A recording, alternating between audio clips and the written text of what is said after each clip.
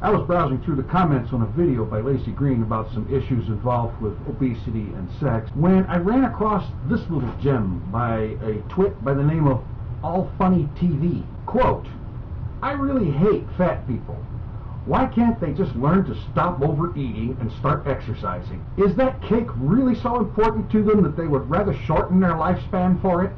It's not the food's fault, it's their own fault. They should learn to manage their consumption," unquote.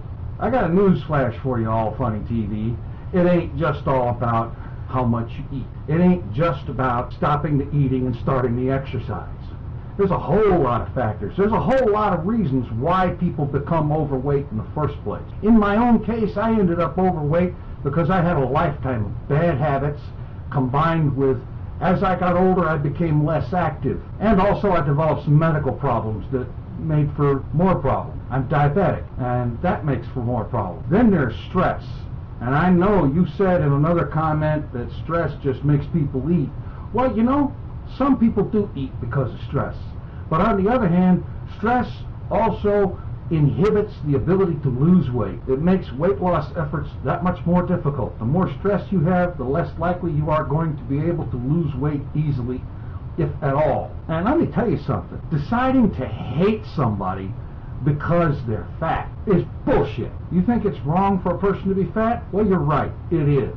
It's unhealthy. You're right about that. It's very unhealthy to be overweight. But hating somebody because they're overweight, hating people because they're fat, that's crazy. That's like hating somebody because their skin is a little darker or lighter than yours. That's like hating somebody because their eyes are shaped a little different. That's crazy. Now, as for stopping the eating and starting the exercise, let me tell you something.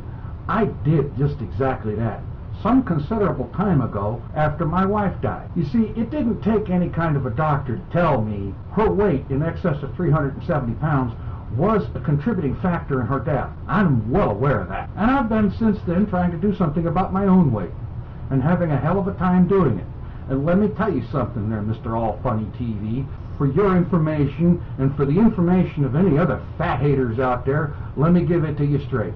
My average daily intake of food amounts to between 1,200 and 1,800 calories. I average a half an hour to 60 minutes per day working out in some way or another, trying to burn this stuff off. I spend as much time walking as I possibly can, which, by the way, because of my weight, my back problems, and some other issues that I'm not going to go into right now, isn't very damn much because I'm not physically capable of it. I can barely walk down to the mailbox and back without being out of breath and ready to pass out because I'm so worn out from it. So getting in a good workout is a challenge all by itself. And the last thing a morbidly obese person needs is an idiot like you coming along expressing hatred. There's no excuse for that, there's no reason for it, and it's completely counterproductive, because those people who do eat because of their feelings are just going to be driven more and more to do more of that because of your assholey attitude. So why don't you wake up and die right, or at the very least get the second part of that.